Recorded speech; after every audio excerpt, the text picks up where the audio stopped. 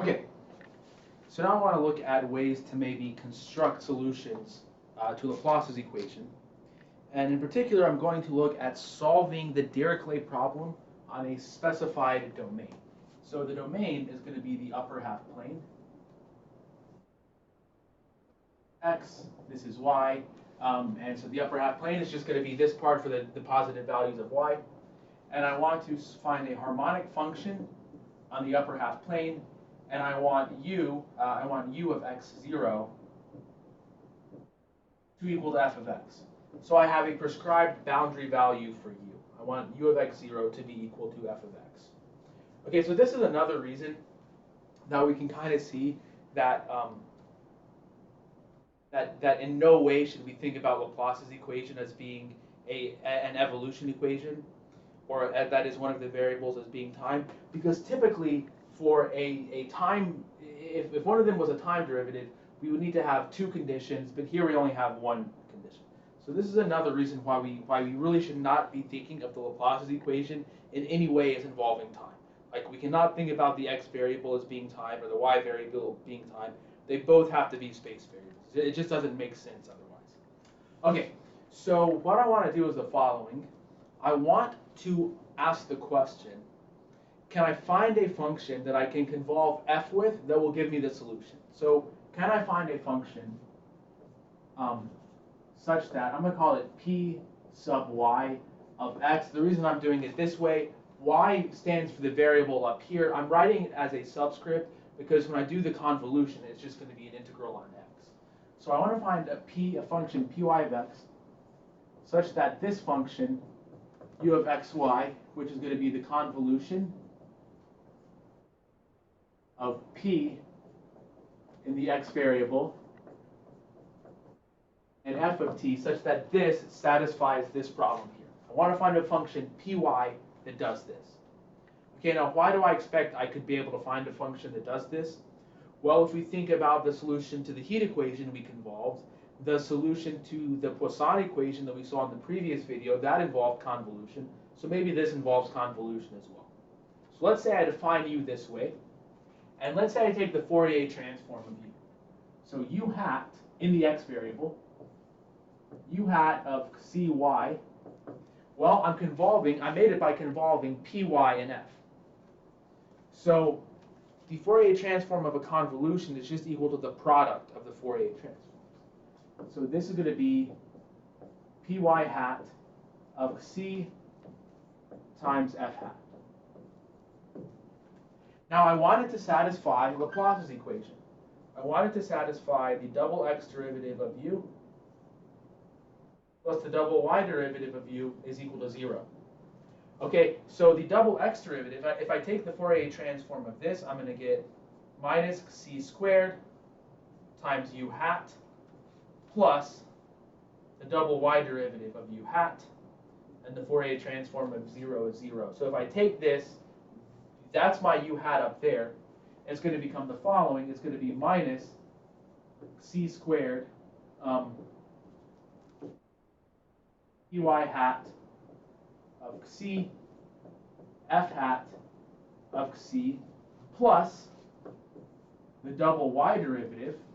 Okay, so notice this f doesn't involve y. So the derivative is only going to land on the py here.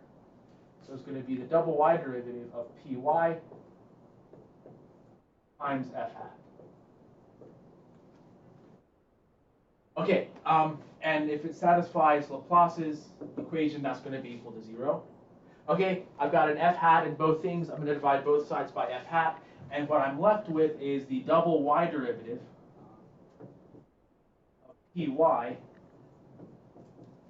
is equal to c squared, hat here,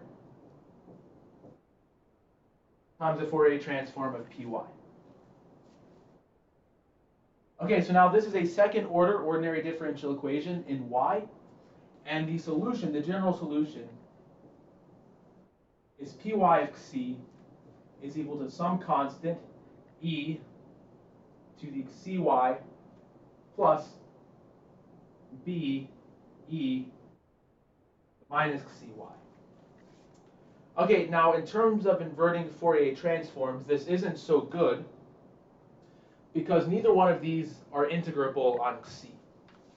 So I'm going to do something so weird, so trivial, it seems like it should make a difference. And you can see why these two things are related. But let me rewrite this ever so slightly. I have a 2 here. I'm not rewriting and haven't rewritten that yet. But if this is true, then if I put absolute values here, that is also true. And if I put absolute values here, I have to put absolute values here. Okay, now, as far as inverting Fourier transforms, I still don't like this very much because I have a growing exponential, so that's not good. So I'm going to just assume a is equal to 0. Again, I want to find a function that satisfies something, so I can make these decisions. Now, it might turn out, it won't for this problem, it might turn out that it's the wrong decision to make, and I needed a to not be equal to 0, but there's no reason, like, what I just wrote is true for any values of a and b. I just want the one that I can find the inverse Laplace transform of. Or sorry, inverse Fourier transform of. And I'm going to take b is equal to 1, again, for same reasons, just to make it easy. And so I've got e to the minus absolute value of cy. Okay, well, what is the, I'm going to give myself a little bit of room here. You'll see why in just a minute. This is e to the minus cy. Okay, well, this is an entry in our Fourier transform table. If you look here, actually you solved, this is a homework problem, right? You found this Fourier transform of this, right? You did this. You found the Fourier transform of it. We're doing the inverse, but it's very similar. Okay, and so I need to have a pi over a on the outside. So I've got pi over a. A is equal to y, so this is going to be pi over y, and then obviously to counterbalance that, I have to multiply by that. Okay, and so I know the inverse Laplace transform of this.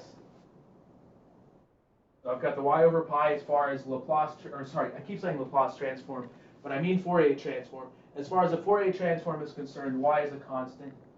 So this is pi, and the inverse Fourier transform of this is 1 over x squared plus y squared. Okay, well, this function satisfies all of this stuff here. And so what it means is that a function defined this way is going to satisfy Laplace's equation. So let me write explicitly what's going on here. What we have found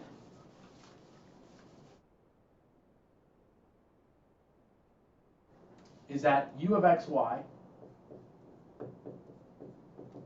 if I convolve with this function, 1 over pi times the integral from minus infinity to positive infinity, y over y squared plus x minus t squared, f of t dt, then the computations that I just did there show that delta u is equal to 0. But also what happens is u of xy, u of x0 is equal to f of x. Why is that true? So I'm not going to prove it, but I am going to describe it just a little bit. So if I look at this Poisson kernel centered, if I look at this centered at, let's say, this value of x here, okay, what this is going to look like for various values of y, it's going to look something like this. And as y gets smaller and smaller and smaller, it's going to look more and more like this, and so on and so forth.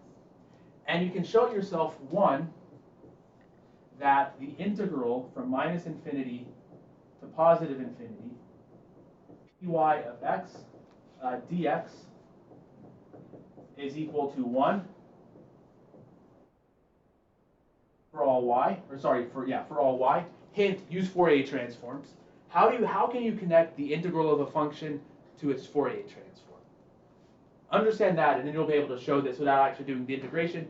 It's not hard to do the integration. It's just, arctan, but I think it's interesting to also show it using Fourier transforms. Two, its mass goes, I'm going to write it, its mass it goes to 0 Py of x goes to 0, let me see how I want to write this.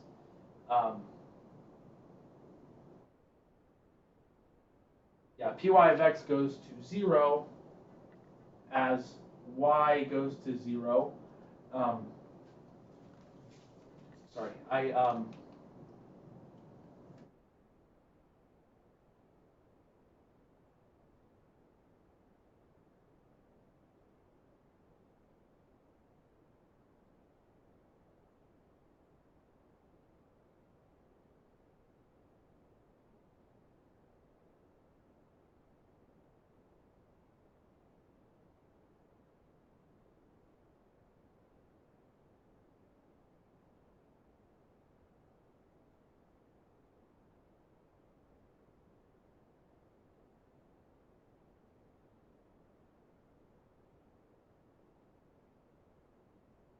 yeah, so this goes to 0 as y goes to 0 for x not equal to 0, and then it goes to infinity. Py of 0 goes to infinity, sorry about that, as y goes to 0 here. Okay, and so this means that Py is something called an approximate identity. So this function is something called an approximate identity, and so it means that it satisfies these things here. So the other thing to realize here is that the limit, I guess what this means particularly, is that the limit as y goes to 0, Py of x, this is equal to the Dirac mass in the sense of distributions.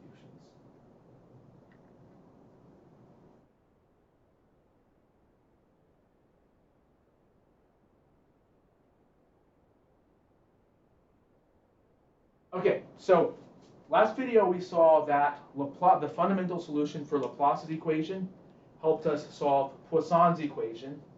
Now we have something that helps us solve Laplace's equation. So I guess just to balance out the terms, Py of x is called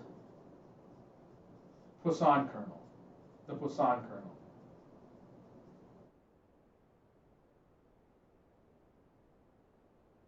This is called the Poisson kernel. Okay, and it helps us, like I said, this function here is going to be harmonic in the upper half plane, and it's going to satisfy u of x0 is equal to f of x. We found this by with Fourier transforms. Another way to find this, you can actually use the fundamental solution for the Laplace's equation, and you can do something. There's something called a Green's function. This is the Green's function for the Laplacian for this domain, and you can find it using the fundamental solution for the Laplacian. In fact, you have to use the fundamental solution for the Laplacian, but you get a different function for different domains. There's a very well-known function for the ball called the Poisson kernel for the ball that's going to be the thing that you do here, but you integrate on the boundary of the circle, and you get a function that's harmonic in the interior of the disk that satisfies Laplace's equation. But finding Green's functions is a difficult thing. It's not something that we're going to talk a whole lot about in this class.